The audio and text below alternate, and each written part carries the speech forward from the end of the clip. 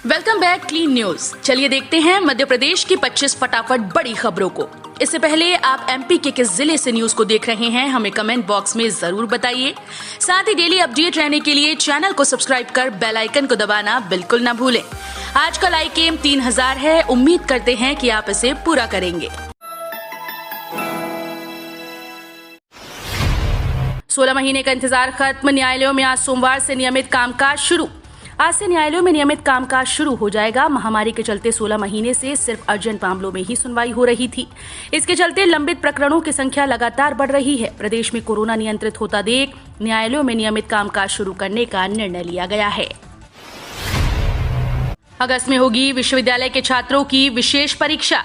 कोविड-19 की वजह से जो विद्यार्थी परीक्षा में शामिल नहीं हो पाए थे उन्हें एक और मौका दिया जा रहा है। इस बात की घोषणा मध्य प्रदेश उच्च शिक्षा विभाग ने रविवार को की। राज्य के उच्च शिक्षा मंत्री मोहन यादव ने कहा कि जून जुलाई में आयोजित ओपन बुक परीक्षा में 18 लाख से अधिक नियमित और निजी अभ्यर्थियों ने भाग लिया था।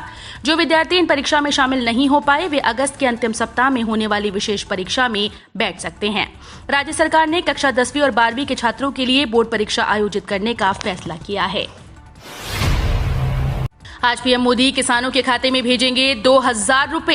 प्रधानमंत्री नरेंद्र मोदी प्रधानमंत्री किसान सम्मान निधि योजना के तहत किसानों को अगली किश्त आज यानी 9 अगस्त को दोपहर 12:30 बजे वीडियो कॉन्फ्रेंसिंग के जरिए जारी करेंगे। प्रधानमंत्री कार्यालय द्वारा जारी एक विज्ञप्ति में इसकी सूचना दी गई। विज्ञप्ति में कहा गया कि इससे 9.75 करोड़ से अधिक किसान परिवारों को 19,500 करोड़ रुपए से अधिक की राशि सीधे अकाउंट में हस्तांतरित की जाएगी।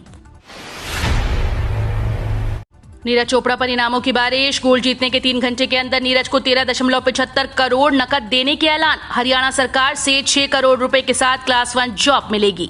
नीरज की इस ऐतिहासिक उपलब्धि के बाद अब उन पर इनामों की बारिश शुरू हो गई। जीत के 3 घंटे में ही नीरज को 13.75 करोड़ रुपए कैश प्राइज देने का ऐलान कर दिया गया। इसमें राज्य सरकारों से लेकर रेलवे, भारतीय क्रिकेट कंट्रोल बोर्ड और इंडियन ओलंपिक एसोसिएशन ने अपनी ओर से नीरज को कैश रिवॉर्ड देने का ऐलान किया है। एंट्रेंस टेस्ट से पहले एनआरआई कोटे के विद्यार्थियों को मिलेगा प्रवेश। काउंसलिंग का शेड्यूल अगले सप्ताह। देवी अहिल्या विश्वविद्यालय की संयुक्त प्रवेश परीक्षा की रजिस्ट्रेशन प्रक्रिया में एनआरआई कोटे के लिए भी विद्यार्थियों से आवेदन बुलवाए जा रहे हैं। एंट्रेंस टेस्ट से पहले इस कोटे की सीट्स को भरने पर विचार होने लगा है। विश्वविद्यालय प्रशासन अब जल्द ही काउंसलिंग का शेड्यूल जारी कर सकता है। देवी अहिल्या गृह निर्माण संस्था में 6,297 सदस्य, आए 308 दावे आपत्ति, 200 खारिज। देवी अहिल्या श्रमिक कामगार गृह निर्माण सह जमीन बेच देनेनकारी संस्था के चुनाव को लेकर सदस्यों की मतदाता सूची तैयार करने का काम जारी है। रजिस्ट्रीकरण अधिकारी और सहकारिता विभाग ने 6,297 सदस्यों की सूची जारी की है। इस सूची को लेकर 308 दावे आपत्ति भी आए। इसमें से करीब 200 आपत्तियां खारिज कर दी गयी। मध्य प्रदेश विधानसभा में हुआ असंसदीय शब्द और वाक्यांश संग्रह पुस्तिका का विमोचन। 12 अगस्त तक चलने वाले सत्र के सुचारू संचालन के लिए विधानसभा अध्यक्ष गिरीश गौतम ने सर्वदलीय बैठक बुलाई। सर्वदलीय बैठक में सदन के नेता मुख्यमंत्री शिवराज सिंह चौहान, नेता प्रतिपक्ष कमलनाथ सहित अन्य वरिष्ठ सदस्य मौजूद रहे। इस दौरान विधानसभा सचिवालय द्वारा सदस्यों के उपयोग के लिए तैयार की गई असंसदीय शब्द और वाक्यांश संग्रह पुस्तिका का विमोचन किया गया। ज्योतिरादित्य सिंधिया बोले, मध्य प्रदेश में 55,000 लोग हुए बाढ़ से प्रभावित। केंद्रीय नागरिक उड्डयन मंत्री ज्योतिरादित्य सिंधिया ने रविवार को सुबह हेलीकॉप्टर से जिले के बाढ़ग्रस्त इलाकों का हवाई सर्वे किया। इसके बाद उन्होंने कहा कि पिछले 50 से 60 साल में कभी हमारे संभाग में ऐसी स्थिति निर्मित नहीं हुई। बाढ़ में प्रदेश के करीब 55,000 लोग प्रभावित हुए। 29,000 के करीब लोगों की जान बचाई गई। अब इस युद्ध को हमें 3 भागों में बांटना है। श्योपुर में केंद्रीय कृषि मंत्री का विरोध। शिवराज सरकार ने कलेक्टर को 24 घंटे के अंदर हटाया। एमपी में बाढ़ से श्योपुर का बुरा हाल है। श्योपुर केंद्रीय कृषि मंत्री नरेंद्र सिंह तोमर के संसदीय क्षेत्र में आता है। जब वो पहुंचे तो वहां उन्हें भारी विरोध का सामना करना पड़ा। स्थानीय लोगों ने मंत्री की गाड़ी को घेरकर हंगामा किया है।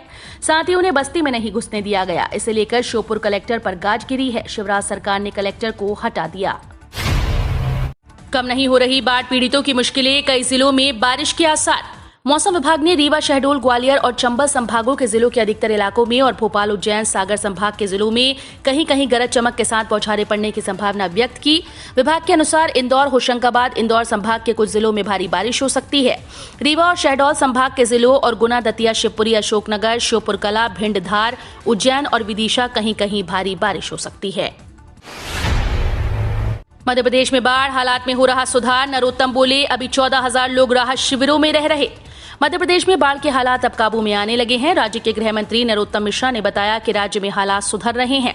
अच्छी बात यह है कि रविवार को राज्य में कोई भी बचाव अभियान चलाने की जरूरत नहीं पड़ी। फिलहाल अलग अलग जिलों में 14,000 से ज्यादा लोग 230 से ज्यादा राहत शिविरों में रह रहे हैं। इस बीच केंद्रीय उड्डयन मंत्री ज्योतिरादित्य सिंधिया ने सुबह सुबह ग्वालियर चंबल इलाके का हवाई सर्वेक्षण कर हालात का जायजा लिया।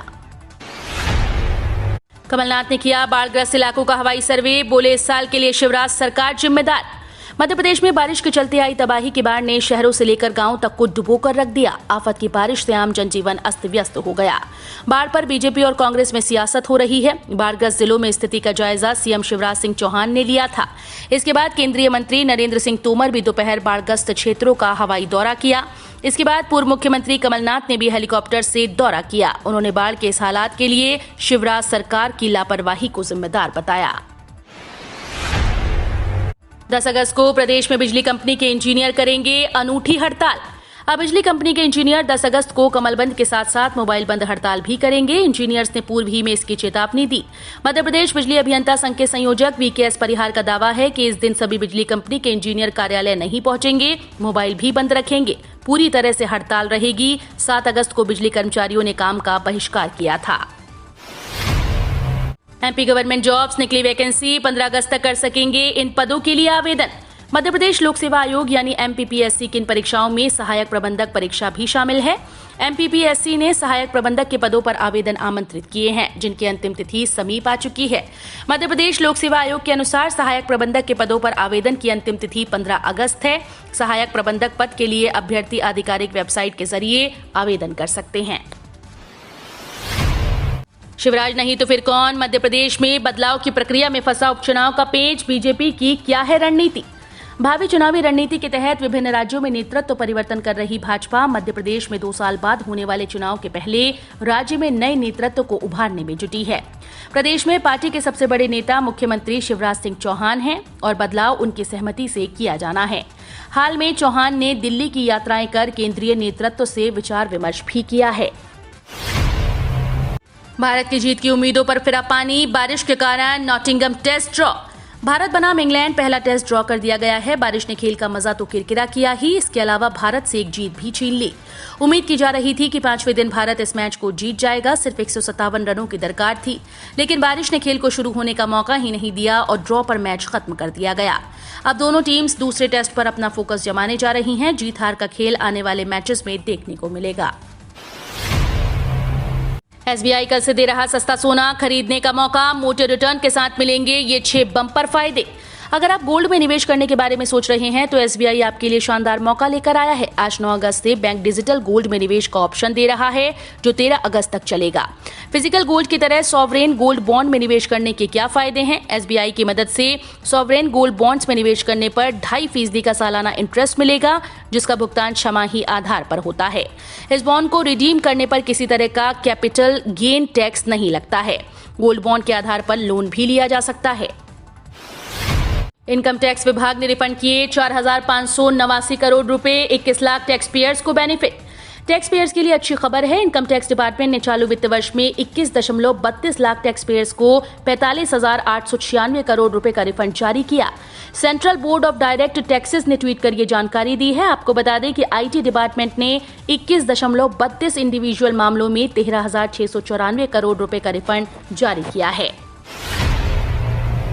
खेती में खर्च करने का टेंशन खत्म, करें जीरो बजट फार्मिंग, होगा ज्यादा मुनाफा।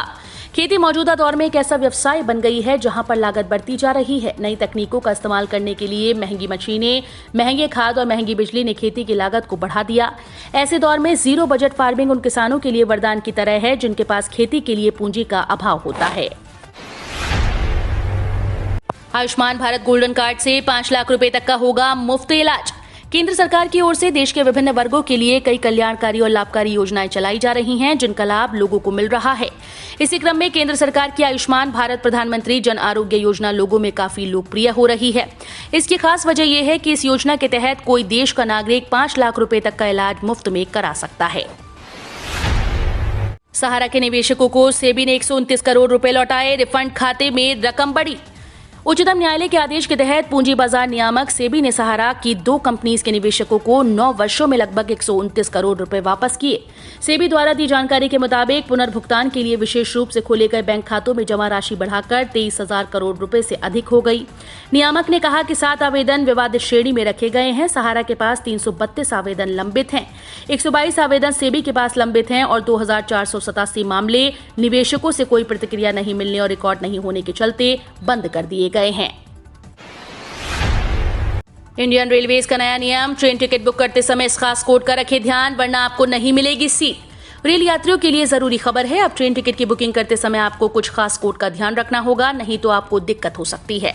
दरअसल इंडियन रेलवे ने सीट्स की बुकिंग कोड और कोच कोड में कुछ बड़ा बदलाव किया है। रेलवे ने ट्रेन्स में नए तरह के कोच की शुरुआत की है। इस कोड के जरिए ही पैसेंजर्स टिकटों की बुकिंग करते समय आप अपनी पसंदीदा सीट चुन सकते हैं।